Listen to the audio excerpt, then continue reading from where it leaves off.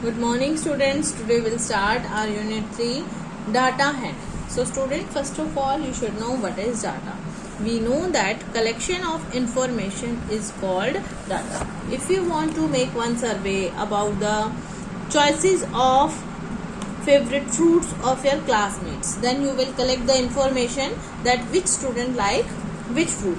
So this information is called data. Then we can arrange this data in some tabular form. We will organize this data.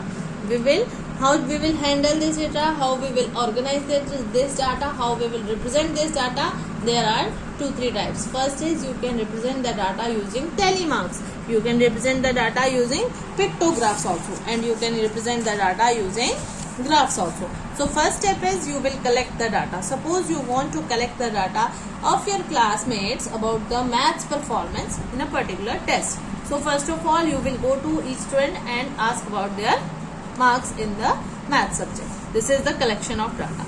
Now we will organize this data in a tabular form. Suppose we have collected this data. Now we will represent this in some tabular form. Suppose Ajay has scored 23 marks out of 50, Arman has scored 35, Ashish has scored 48. In this way you will organize this data. You will represent the data of 10 students in a tabular form. Now you can find many information from this data. Now representative values. Students, you are aware about the term of average. In your class 5 you have done about the average. So in your daily life you are daily listening this word average. We can call it arithmetic mean also.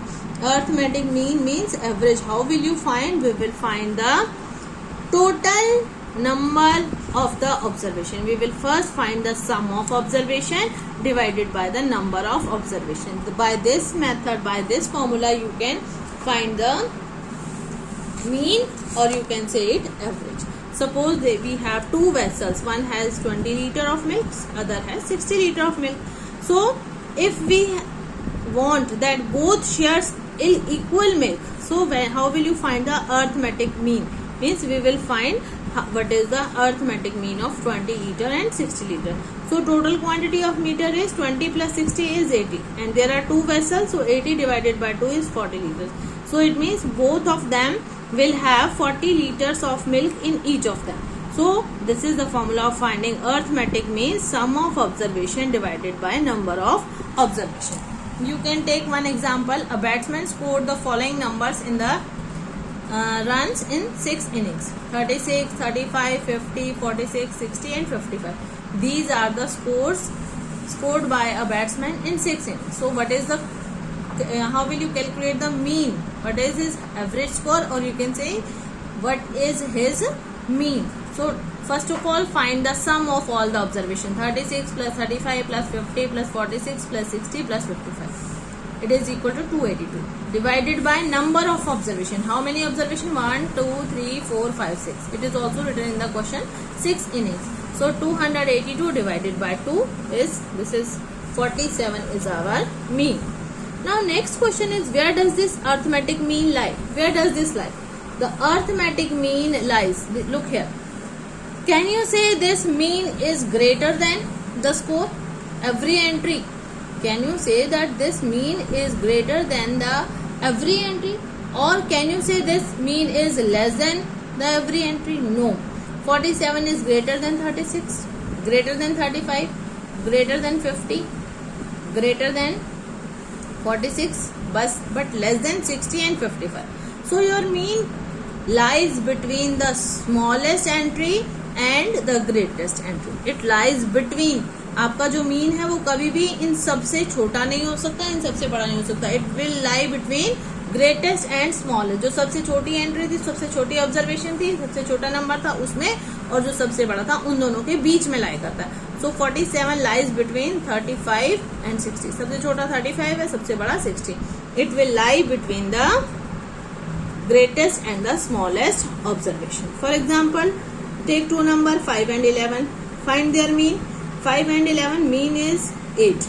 So we can say this mean lies between 5 and 11. Mean lies between the two numbers or whatever numbers are given, it will lie between the greatest and the smallest observation. Now next is range.